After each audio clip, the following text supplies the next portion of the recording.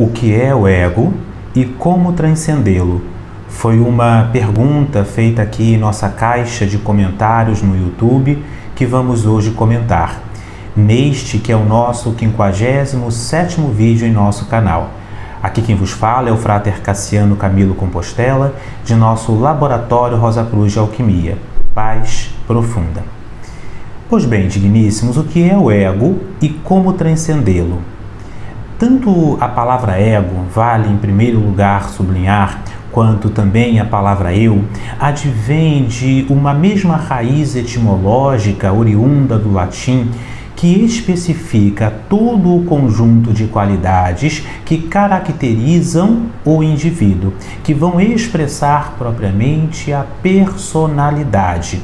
O ego é, portanto, todo o conjunto de sensações, de pensamentos, de sentimentos, de experiências, de elaborações, de ações e de reações, de todo o histórico e o modo propriamente como se posiciona perante a própria história do indivíduo de forma consciente e subconsciente.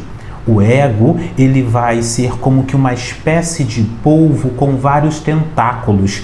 Estes tentáculos, a grosso modo, fazendo esta analogia, vão expressar as diferentes experiências, as diferentes linguagens e as diferentes personas.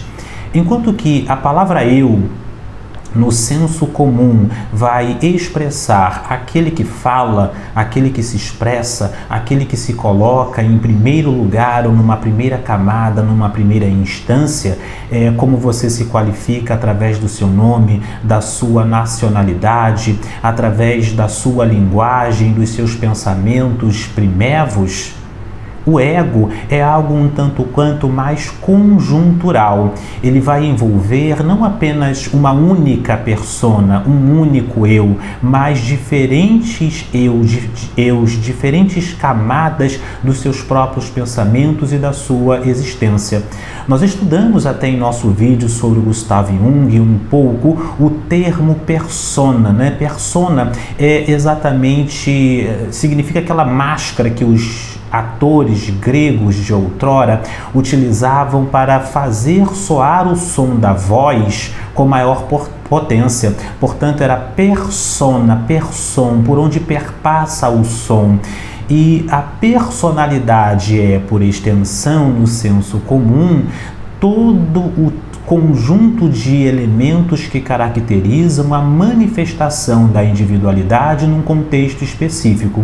Sendo assim, você vai possuir uma persona junto ao seu aspecto e círculo profissional, no círculo familiar, no círculo religioso, social e assim por diante. Mas todos esses elementos, todas estas personas, nada mais são do que diferentes fases e diferentes faces de um mesmo elemento, que é o seu ego. Ou seja, é o polvo, retomando esta analogia, com diferentes tentáculos. E uma das questões que se posiciona muito comumente dentro da espiritualidade é se este polvo, com diferentes tentáculos, deve ser dissolvido, deve ser eliminado. Daí as expressões um tanto quanto comuns nos círculos mais ou menos místicos, espiritualistas, filosóficos, sobre técnicas, movimentos e a intenção de se dissolver o eu.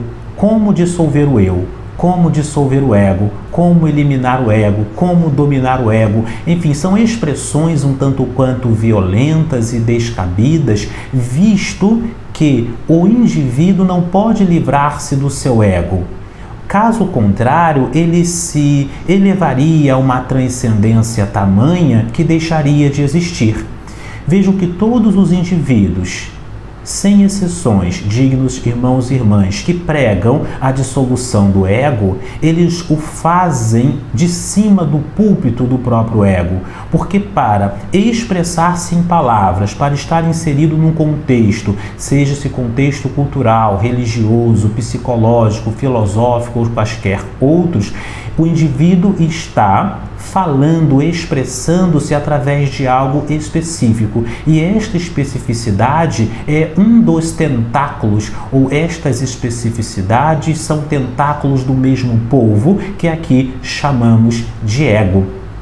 Por mais iluminado, por mais rarefeito, por mais metafísico e espiritual, por mais elevado ou ascensionado que seja um indivíduo, como ele propriamente se apresente, ainda assim ele estará falando por sobre o ego.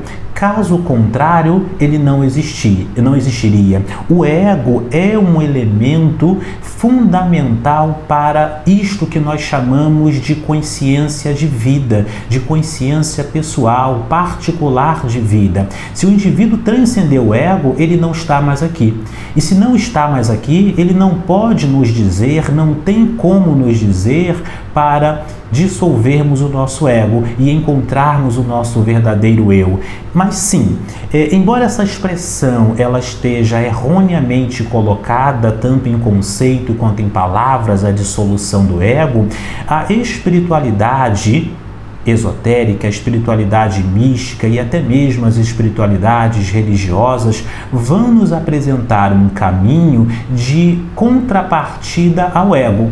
Aonde é que o ego é negativo especificamente? O ego ele é negativo quando ele apresenta-se sob as suas sombras do egoísmo e do egocentrismo. Estas duas palavras também, com raízes na própria palavra ego, como se pode facilmente observar. O egocentrismo é o indivíduo que pensa, que age, que vive como se fosse o umbigo do mundo, o centro do universo, como se fosse o foco de tudo, e o egoísmo vai especificar o indivíduo que deseja tudo para si, que foca muito mais no ter do que propriamente no ser, que está mais atrelado ao ganhar do que propriamente ao expressar-se, ao evoluir, ao crescer, mais focado e atrelado às questões externas do que às questões internas. E neste sentido faz-se necessário sim o que nós chamamos espiritualmente não de aniquilação do ego, mas de sublimação do ego. Quando a gente substitui a palavra, o termo, a postura, o pensamento de aniquilar o ego pelo sublimar o ego, nós encontramos um ponto de equilíbrio em que nem nos propomos algo absolutamente impossível, a aniquilação do ego, nem também caímos nas raias, nos precipícios abismais do egoísmo e do egocentrismo. Não estamos aí, portanto, louvando propriamente o ego, mas colocando-o no seu devido lugar. O nosso papel enquanto espiritualistas é esse, colocar o ego no seu devido lugar, visto que é impossível viver sem o ego. O momento em que nós transcendemos o ego, nós integramos o todo, e o todo é o mar. Se o polvo significa o ego, os tentáculos do polvo são as diferentes personas, o mar significa o todo. A partir do momento em que não existirem mais tentáculos, o polvo morre e retorna para o todo, retorna para o oceano, retorna para as águas e se dissolve de forma absoluta. Pois bem, o caminho do meio, o caminho do equilíbrio, o caminho do tal está em sublimar. E o sublimar o ego vai se dar pelo autoconhecimento, o autodomínio e a autoiluminação. É esse o tripé básico, fundamental, essencial que permite ao indivíduo a sublimação do ego. O autoconhecimento propriamente é ele descobrindo a sua missão de vida. Se não me falha a memória, nós tratamos sobre isso no vídeo de número 2 aqui em nosso canal no YouTube, recomendo. E se você está assistindo até aqui, claro, recomendo que você deixe aqui seus comentários, suas perguntas, sugestões, curta este nosso vídeo e caso esteja aqui pela primeira vez, também assine e ative as notificações do sininho. Tudo isso ajuda a manutenção do nosso canal. Retomando, dignos irmãos, aqui para finalizarmos este nosso vídeo, o autoconhecimento autoconhecimento, que é a primeira base, vai se dar pela pesquisa de si mesmo, pelo questionamento de si mesmo e pela autoobservação.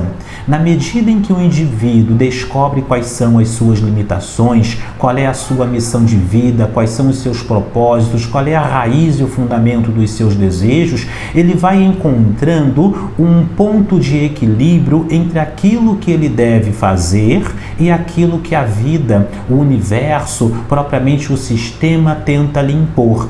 E desta forma reencontra em si mesmo maior tranquilidade. O indivíduo não se deixar arrastar, por exemplo, pelos desejos exacerbados pelo ter, pelos desejos um tanto quanto desequilibrados dos instintos, pelos desejos desequilibrados de uma vontade mais egóica, mais egoísta, mais egocêntrica e desconjuntada, ou seja, fora propriamente do conjunto do universo particular, do cosmos pessoal. O autodomínio vai se dar pelo domínio dos sentidos, o domínio da mente, o domínio dos desejos, a meditação, que nós sempre batemos muito aqui nesta tecla, é uma das ferramentas. O indivíduo cotidianamente estabelecer para si parâmetros e hábitos de meditação, bem como de leitura, de reflexão filosófica sobre si mesmo, sobre a sua vida e quaisquer outros métodos que lhe permitam o controle da energia. Essa energia é a energia instintiva, é a energia sexual, é a energia das finanças,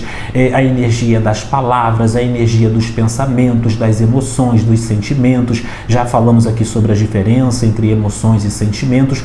Todo esse conjunto de esforços é que lhe permite propriamente segurar o touro pelo chifre, noutras palavras, de exercer um domínio sobre si. E aí vem a autoiluminação, que é desfrutar da tranquilidade do caminho do meio, que é desfrutar de acessos, de mergulhos mais ou menos intensos, cada um ao seu próprio modo e à sua linguagem, nisto que chamamos de mar do todo, da consciência absoluta, de iluminação espiritual, ou que Gustav Jung, quando falamos em nosso vídeo sobre os termos do pensamento de Jung, chamou de individuação. O indivíduo vai saindo do parâmetro, do caminho da individualidade, do ego exacerbado e vai adentrando no caminho da individuação, ou propriamente do equilíbrio, do encontro com esta anima mundi, com esta alma do mundo, com este aspecto último, fundamental, alfa e ômega, porque é último, mas também é primeiro, é primevo da própria vida e do universo. Entretanto, sem dissolver o ego. Aquele que diz que está se dedicando a dissolver o ego se assemelha a um indivíduo que, sob a desculpa de limpar a casa, lhe ateia fogo. Digníssimos irmãos e irmãs, voltaremos em breve. Paz profunda.